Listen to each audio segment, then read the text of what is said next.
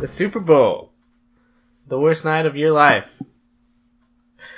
Tell me about it. It was, so I make poor life decisions. I got invited to go to an Eagles bar for the Super Bowl. And at first thought, like most people would think, Noah, you're a Cowboys fan. You hate the Eagles. Why would you go to an Eagles bar?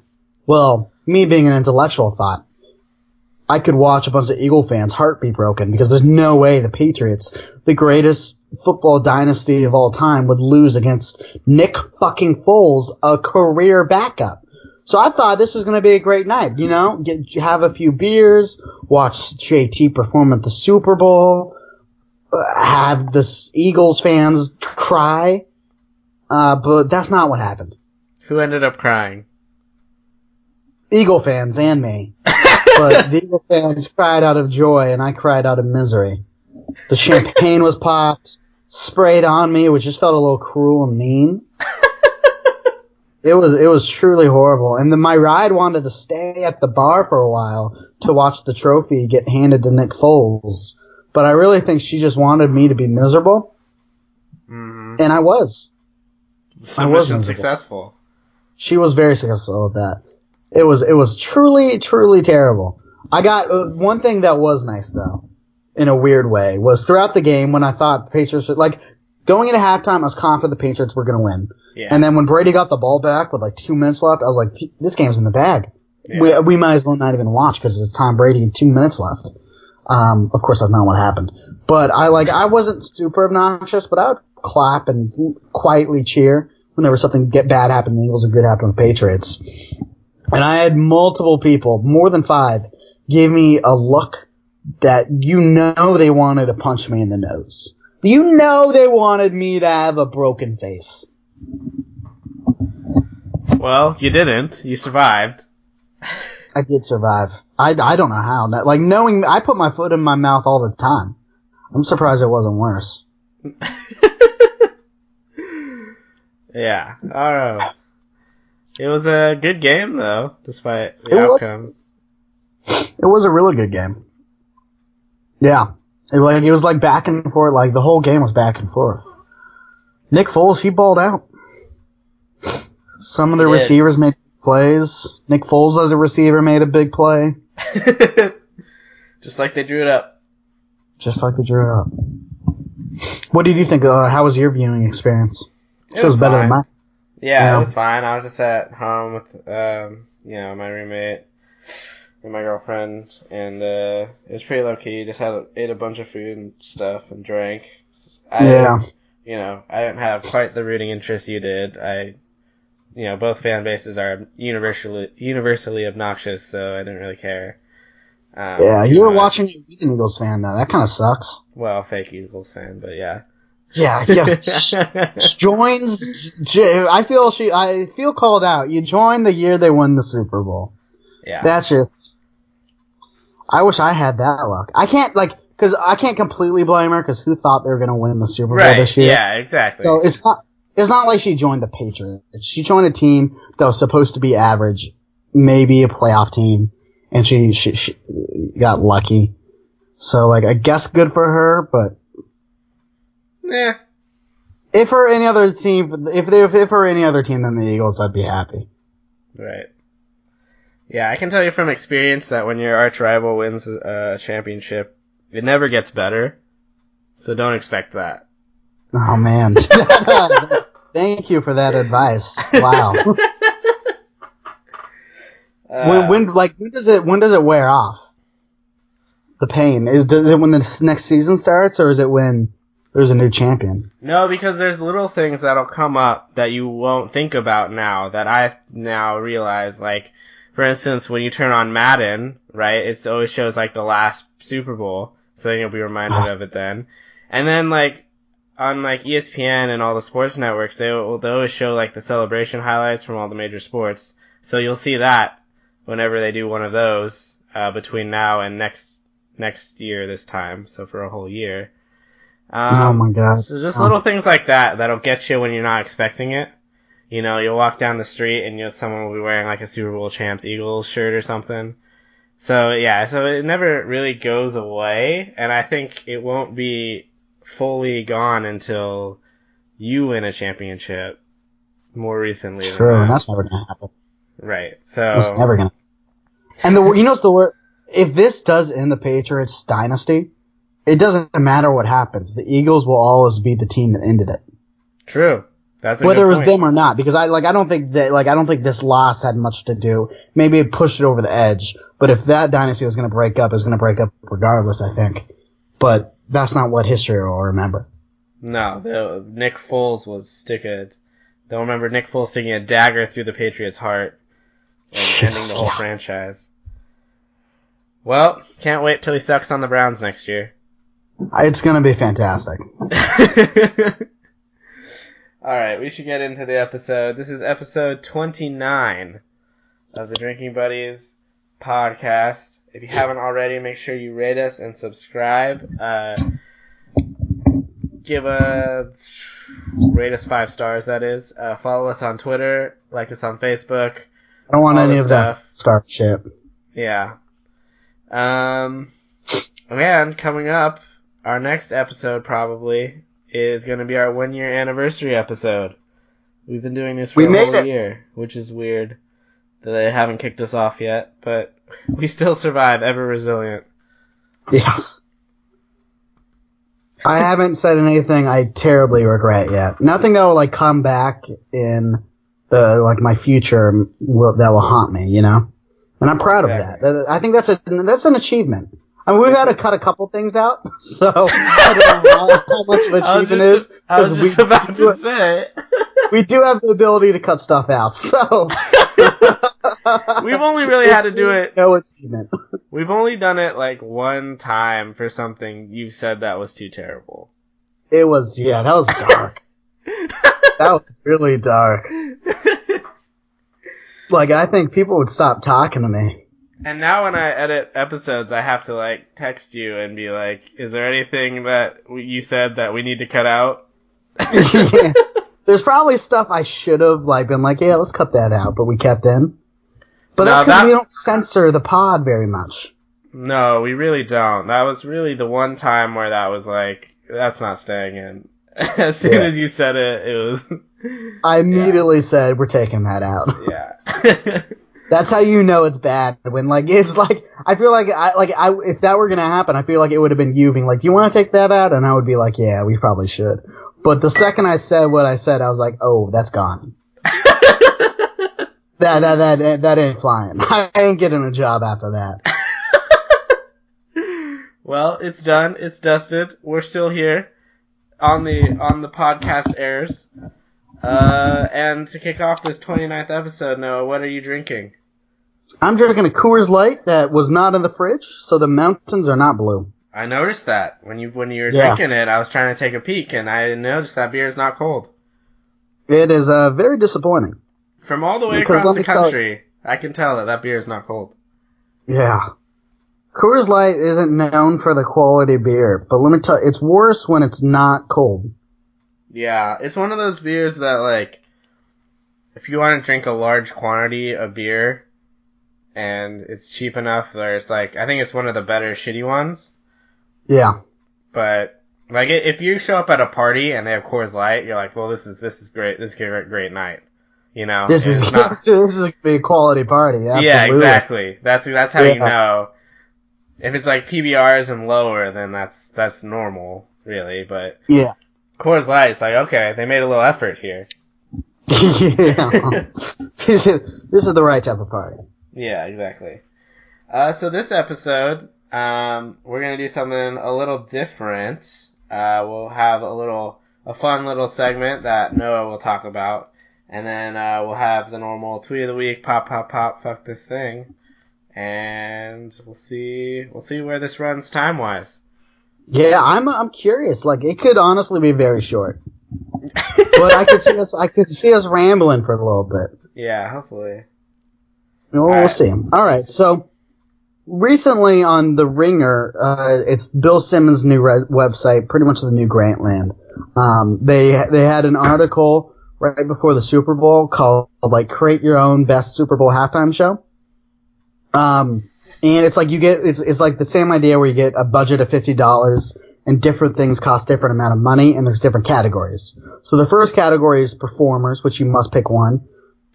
And I'm not going to list all of them, but a few examples are Beyonce, which is worth $20.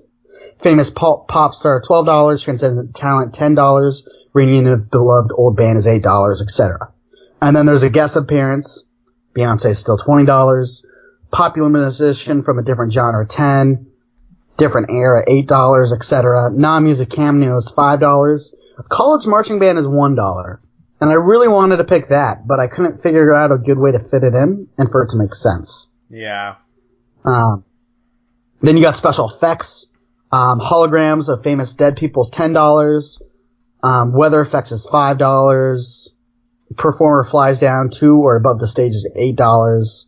You have a viral moment, which somebody falls off the stage or briefly loses control. Background dancer gets their 15 minutes of fame. Blatant lip singing, stuff like that. And then all of those were you have to pick at least one. And then you have a theme, which is the future, democracy, climate change, magic, nations of the world, U.S. a freaking A. You have audience participation, audience runs down the field, cool shape, important message. And you have a miscellaneous one, which is zoo animals, farm animals, and my personal favorite, which is over-the-top sponsorship placement, and you gain $5 from that. You get you get additional budget money for that one. I was excited about. I would have spent money on that because I love it. I think it's hysterical when that happens. I would have spent money on it. But yeah, I took 45 minutes at work. Granted, I didn't have anything else to do, but I spent a significant amount of time. I was bouncing my ideas off of coworkers. I put too much thought into this. I did it. I was planning on doing all of that and spending a good chunk of work doing that, but I got stuck with a bunch of dumb shit at work. Like, okay, this is not related to what we were about to talk about, but I feel like I need to discuss this. At work today, there was these two elderly people who got in a fight in our parking lot. Not like they weren't fist fighting, but they were yelling at each other, and they brought it into the branch, I guess, and it was because they were fighting over a handicap spot. Like, there's one handicap spot, and the lady who was already parked there was parked so poorly that it looked like it was kind of open, and the other old dude who was handicapped just went for it, and there was not enough space, and he hit her car, and so there's a huge holy shit debacle. Yeah, it was hilarious though because there were two like old people fighting over a handicap spot and like bitching at each other, and we're just like we can't help this problem. But yeah, that was what I dealt with. Low key sounds really entertaining. It was in an awful way. It was hysterical because then the poor I bet it was. We just called like the non-emergency police number, right? And just because they had to, I don't know, they weren't handling it, so we just like let the police do it. And I just felt so bad for the poor police officer who showed up and like this is his, the police do a lot of stuff, and this is like one of the shitty things they have to deal with, which is just like old people fighting over handicap spots. Yeah. Low-key police must just be an awful job. Yeah. Everybody hates you. Most of your work is just doing bitch stuff, and you kind of, not useless, but like bored, like stuff like that. And then occasionally you'll do something important, but that probably is very dangerous, and you might get shot. Yeah, exactly. It's a very thankless and job. The entire world hates you. And you're probably racist. Well, there you go. But anyway, back to the... Yeah, before we jump in, what did you think of JT's performance? Oh, yeah. I thought it was very average. It was the most average it could have been. It was exactly what I thought it would be, and that was disappointing. Like, a lot of people didn't like it, but I didn't like it because it didn't surprise anyone, Yeah. It was just kind of, I'm going to forget about it in a couple of years. I don't think he deserves to get torn apart like he probably is being and will be torn apart. Yeah. But, it was just, It was exactly what I thought it would be when it was announced, right? Like, it wasn't anything. I was hoping that he would, do something like the NSYNC thing, or people wanted Janet Jackson, or people wanted him to symbolically show his nipple. Anything like that would have been amazing, but he didn't. He did none of those things. That's what I was about to say. I think he should have shown a nip just as a power play, I think that would have been killer. Alas, we got him singing some of his shitty new songs and then some of the classics, and then he danced a lot. Yeah, and I thought they handled Prince's tribute well. I have mixed feelings about the hologram. Part of me absolutely loves it, but part of me thinks it's ridiculous. Yeah, I agree. I thought it was I was expecting it to be a lot worse than it was. I didn't think, it wasn't really a hologram. They projected it on a big sheet. And no. I like that better. Relevant. Yeah. I like that a lot better than what an attempted hologram I was fearing that would be. Yeah, absolutely. I thought they nailed the Prince thing. Especially like the hologram. Apparently Prince doesn't like the idea of holograms when he was alive. So that made me, was like, you can't do a hologram. He didn't like it, Also, they feuded, which is weird. They feuded? JT and Prince. I guess they didn't really like each other. Oh, really? Yeah. Oh, that's really disappointing. There's like a lyric in one of JT's songs that's like kind of a diss verse to Prince. Oh, wow. Yeah. That's odd. I mean, who knew JT made more than 5 songs, but... So I didn't know that. I'm the biggest JT fan I know. But yeah, so some people were upset about that. But like, honestly, the people who were complaining about that and all of those things, like, that should have been a complaint you had way back, months ago, not now. Yeah. Like, this was a known thing for such a long time. Mm-hmm. So, I don't know. Alright, should we dive into this? Yeah, I feel like mine's gonna be much worse than yours. So I'm gonna do mine first.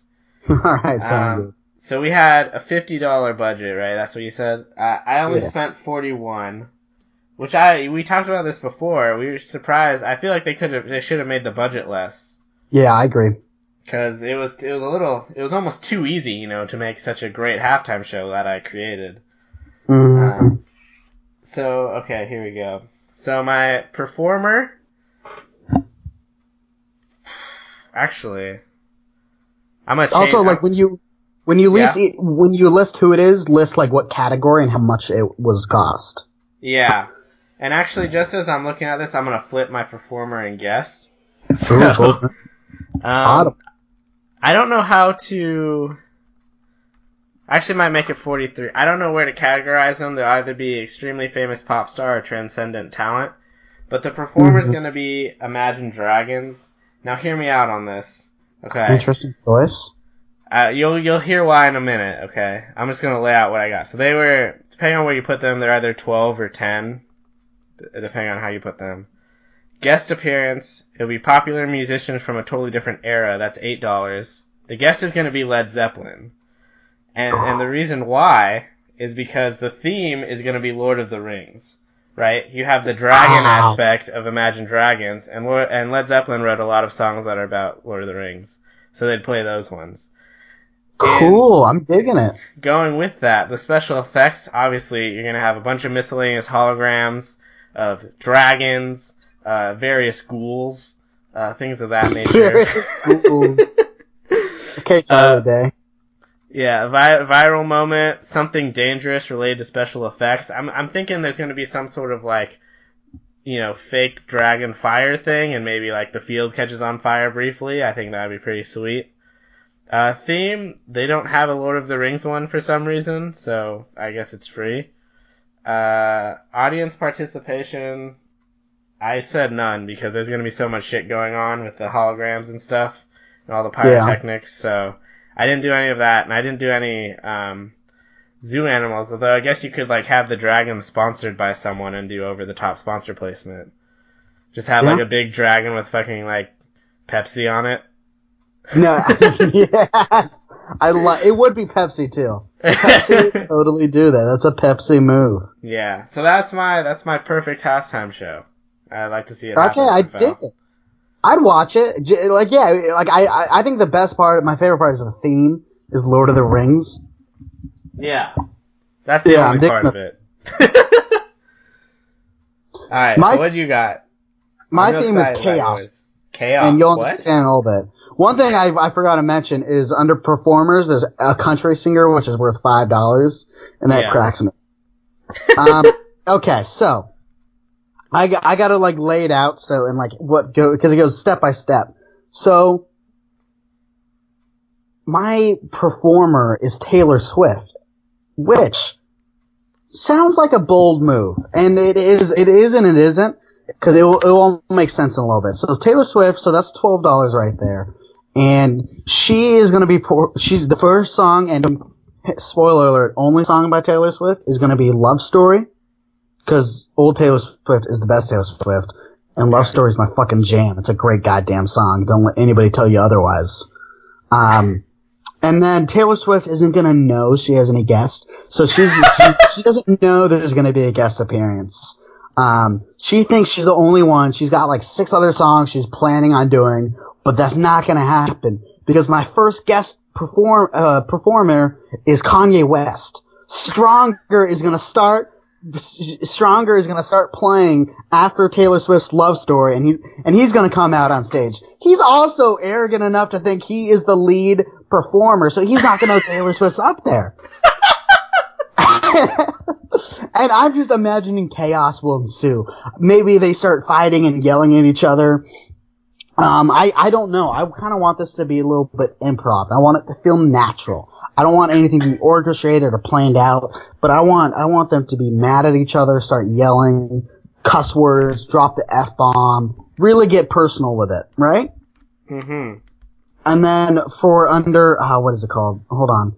Under viral moment, they're both gonna like start pushing each other a little bit and then fall off the stage. So that's gonna cover performers falls down under $10, and they're gonna fall off the stage. And when that happens, holograms of famous dead people for $10 are coming out, and we're bringing dead Amy Winehouse and dead Freddie Mercury out, and they're gonna have a sing-off. I haven't really thought about what songs they're gonna do, but they're gonna go back and forth, maybe Rehab, Don't Stop Me Now. I don't know. It's gonna be great. They're 2 of the all-time singers. Amy Winehouse is great, and I want Amy Winehouse's hologram to be very drunk. You know, it's gotta be in spirit of her. And then eventually, like, the intensity is gonna increase, right? And the lights are gonna, like, get more and more intense. And then everything's gonna go black. And I want people to think this is a blackout, but it's not. It's a purposeful thing, right? So it's all black, quietness from the stage, people are probably cheering, and then a couple seconds go by, and then you hear Uptown Funk. Boom. Boom, ba-da-da-da-da-da. And then the guitar. And Bruno Mars comes out on stage, and he is the second guest for a popular musician from a totally different genre. And he just nailed, because he saved the Coldplay, him and Beyonce saved the Coldplay halftime show, so he's saving this halftime show. He's been fantastic every single time he's been in the Super Bowl. And he plays Uptown Funk and maybe a 24 Karat Magic in there, but he plays another song, and he closes it out. And that's my show. And then it just kind of ends. It just kind of ends. But I'm sure all of my listeners, and I'm sure you're thinking to yourself, hey Noah, that's $52. You're over your budget. No, I'm not, because I have an over the top sponsorship. And you know what that sponsorship is, Eric? No, I don't. It's Match.com for Taylor Swift and Kanye West. I love it. Yeah, that's my Super Bowl halftime right there. I really like that. That's good. I thought about doing I don't know too. I thought about having them with a bunch of different guests to be like the lead singer. But yeah. Yeah, right? But yeah. Just because Queen is one of those iconic lives. Right, exactly. But no, I like it. It's chaos. It has a theme, which is good. Is chaos an optional theme? So that's free as well. Mm-hmm. So yeah, there you go. I was thinking, my first idea was, I was going to go music by the decades and do, have Jimi Hendrix open and then, Led Zeppelin and just have a bunch of holograms. I was really diving into the I leaned heavily on that. Yeah, exactly. No, I like that. I was looking at. Did you look through past Super Bowl halftime shows in preparation for this? A little bit, yeah. I didn't 'Cause realize there- Michael Jackson was the first. Yeah, and then there was one in like 2001 that was like Aerosmith, Britney Spears, and NSYNC, and like Nelly came out or something, and it was like that would be like the greatest halftime show of all time if it happened next year. Yeah, that would be incredible. Yeah, people would go nuts for that. There's been some old halftime shows. What is the best halftime show? Is it Prince? Maybe that has to be in the It's gotta be conversation, Prince, right? That's the first one that comes to my head, so that has to be it. Prince, and like I'm only listening to ones that I've seen, you know. Yeah. Springsteen's up there, I think. Yeah, Springsteen. I think good. the Coldplay one, not because of Coldplay, but like the dance and sing off between Bruno Mars and Beyonce, I thought was epic. Yeah, that was a great moment. So you got that one as well. There's some weird ones though, if you look back, that are like surprising, or like ones that I'm surprised I forgot about already. Like they let the Red Hot Chili Peppers do it. Yeah, Why? like what? Who saved that?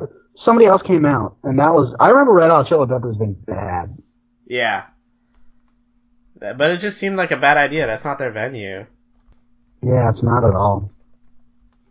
Alright, I'm looking at it. No, they could. Katy Perry was good. Like, she was alright. But the shark meme was made it, right?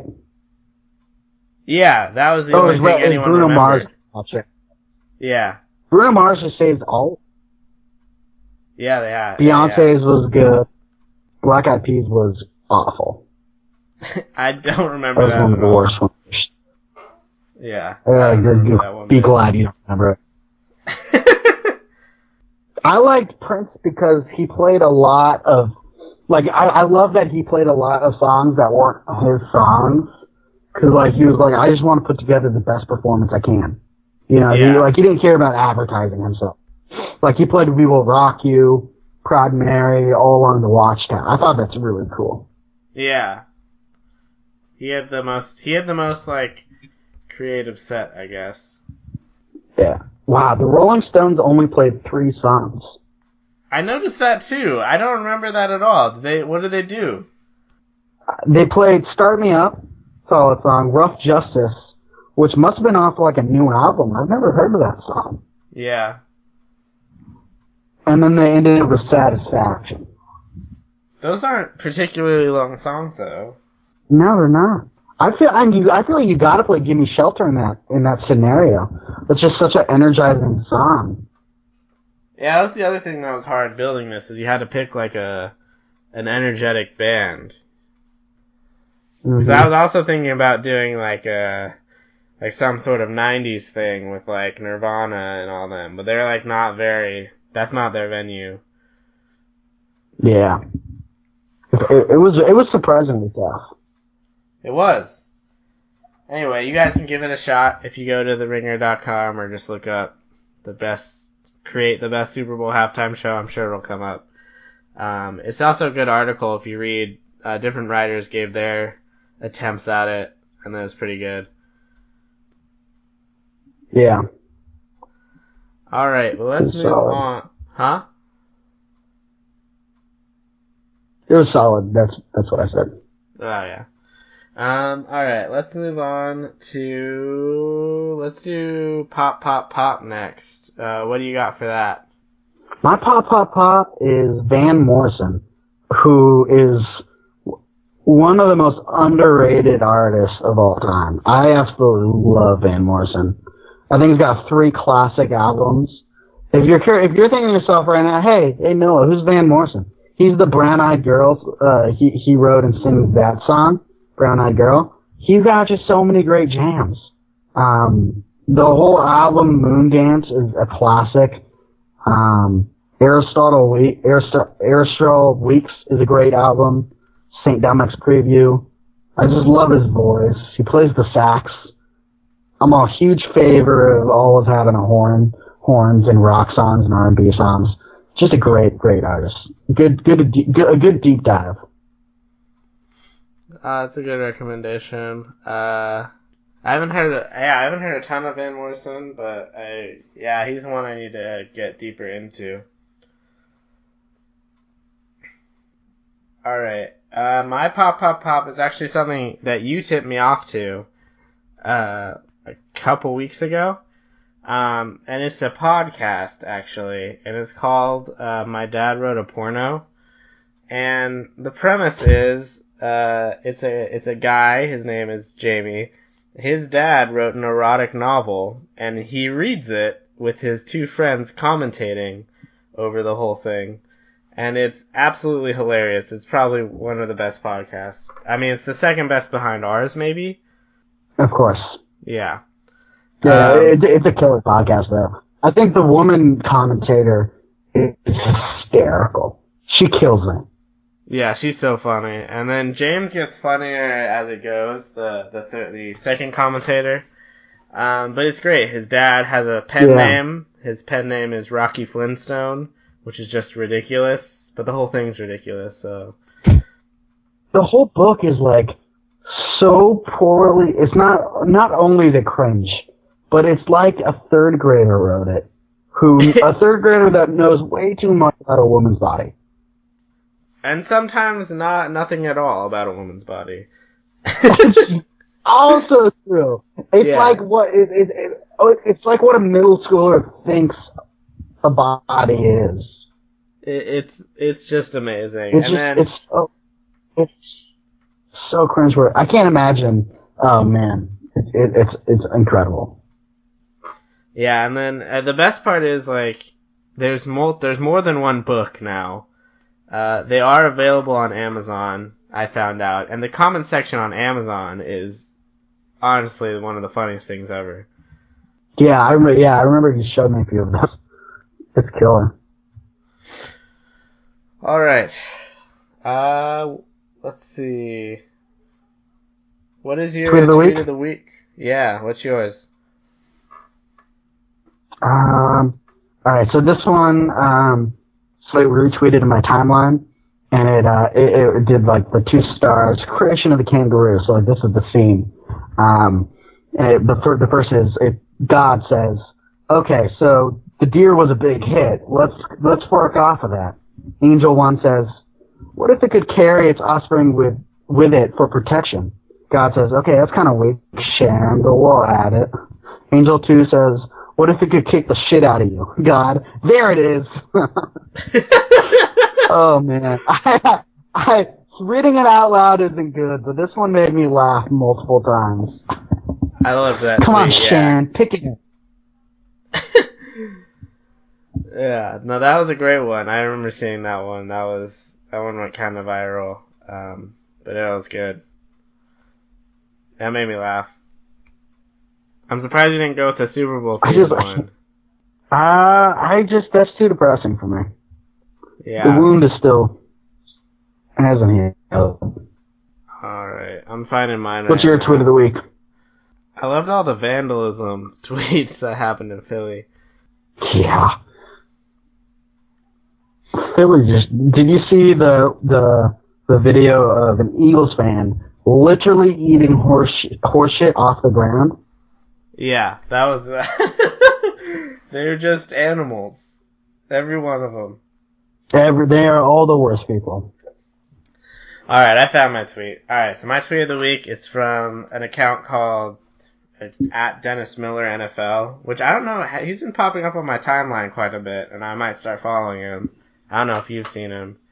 But this was right after Brady got stripped in the 2-minute drill. And he tweeted, that's the biggest Super Bowl strip since Janet Jackson, Al. That's solid. I didn't see that. Yeah, no, that was good. It just has a little bit of everything. It makes fun of the Patriots. It just has a great reference. And it's a good timing with JT performing the Super Bowl halftime show. Exactly. It was perfect. Alright, now... Fuck this thing? What is your fuck this thing? So I keep my room really, really cold. Like the window's constantly open, it's snowing outside and it's open, because I like sleeping in the cold. And it's absolutely fantastic being under the covers, knowing, like you're protected from the outside coldness, right? But when you have to wake up early in the morning, like getting out of bed to like get warm clothes on, that like 10 seconds is the worst part of my day. It's horrible. So fuck those 10 seconds, because it's absolutely miserable. And you might ask yourself, why don't you just keep your room a little bit warmer? Well, absolutely not do that, so you can shut it, because that's ridiculous. And that's all I have to say. So you're telling me your window's open and it's snowing. Yeah. That's a bit excessive. Did I ever tell you about my first roommate? It is a bit excessive. So you know how my first roommate in college really feuded a lot? Yeah. So, I like, objectively, or subjectively probably, he was awful. He was the worst. He tweeted about me all the time. He subtweeted the shit out of me. Super immature guy. At least he was back then. But I was also immature. I was not the most mature person. And I knew he hated how cold it was because he was from Vegas. So my bed was next to the window, so I kind of, quote unquote, had control of the window. And I kept that window open like the entire winter. You could see your own breath in my room, and he was miserable. I wasn't happy, but he wasn't happy either. That's just that's too much. Like, you can be cold. Like, I like cold. Like, I don't like going to bed when it's hot, but like, you don't have to have the window open when it's snowing. I feel like there's a middle ground, is what I'm saying. Yeah. No, you're absolutely right. There's middle. I've yet to find that ground now. I don't think it'd be hard to venture, explore the middle ground. I think you just... The problem is in the house I'm living in right now, it's got space heaters in the room, right? And we don't have control over them. The landlords do. So it goes on from like 5 in the morning to like 8 in the morning, or like 6 in the morning till 9. I can't remember specifics. So if I don't have the window open, it will turn on before I wake up, and my room will get really, really hot. So I'll wake up earlier than I need to because of how warm I got because of the space heater. But if I have the window open, it kind of balances that out. That's weird. So where do they control these magical space heaters from? I just assume they're in a room with like these controls. No idea. Yeah, with like a headset on and monitoring us. It's bullshit. Well, alright. That's interesting. So, I feel like you're gonna freeze yourself to death, though, in the name of this cause. There's a good chance of that. There's a reason I'm wearing sweatshirts and sweats right now, because my window is wide open. It's like 25 degrees. Alright, my fuck this thing. This is something that I've noticed happening more and more with regards to the Super Bowl, specifically the Super Bowl commercials. Like a kind of secondary fuck this thing is most of the Super Bowl commercials this year, because they're on the whole terrible. But, aside from that, it's the thing that companies have been doing. All the Super Bowl commercials come out like a day or two early. But what companies have started to do now is like a week or even multiple weeks before the Super Bowl, they'll start a commercial and then it'll end and say like to be continued and then the date of the Super Bowl. And you know what? Fuck that. I don't care about your stupid continuation commercial. No one gives a shit. Amazon did it and it was stupid. I mean, the actual commercial was fine, but like, I didn't add any value to me that you made half a commercial for me a few weeks before the Super Bowl. Get that out of here. I couldn't agree more. It's bullshit. Like, you're not making a fucking movie. It's a commercial. Tell me what your product is and make it funny. Bud Light did this. I like the Dilly Dilly commercials until they did that. Yeah. The first one was like, alright, but then they made like 1 million of them. Yeah, it's a good fuck this. I just realized my fuck this thing should have been Eagles fans. You look so sad in that fuck bar. Them too. And New England fan. It was rough. Oh, man, I did not think they were gonna win. Because now forever I could have said, like, for my entire life, I've always been able to say the Eagles don't have a Super Bowl win. Yeah. And now I can't say that. Yeah. No, there's really nothing you could say, honestly. I mean, like, because then you just sound like an asshole when you try and say, like, we have 5 and you have 1. Like, you know. Mm-hmm. From when? No, absolutely. And I will say that, but I will be an asshole. I'm going to hate myself, but I'm going to say that. I guarantee that. Alright, well, we should be wrapping this one up. This was decent time. It wasn't as short as I thought it might be. Yeah, we did a good amount of rambling. Yeah, and it could have been longer if it wasn't for fucking Skype, the worst company of all time, somehow forgetting my accounts, and I had to make a new one. Oh, Skype is... So, what was the other... It's Skype, and what was the other company on our shit list? I don't even remember. Remember a few episodes ago? My hatred for Skype is too much. I can't think of anything else that I don't like. I feel that. Alrighty. My new profile picture is just an image that says Skype is the worst. I like how you went out of your way to do that. They're pissing me off. Yeah. Alright, well, next episode will hopefully be our anniversary episode. We will maybe do something special for that if we figure it out. Yeah. But until then, have a great week, everybody. Have a good week.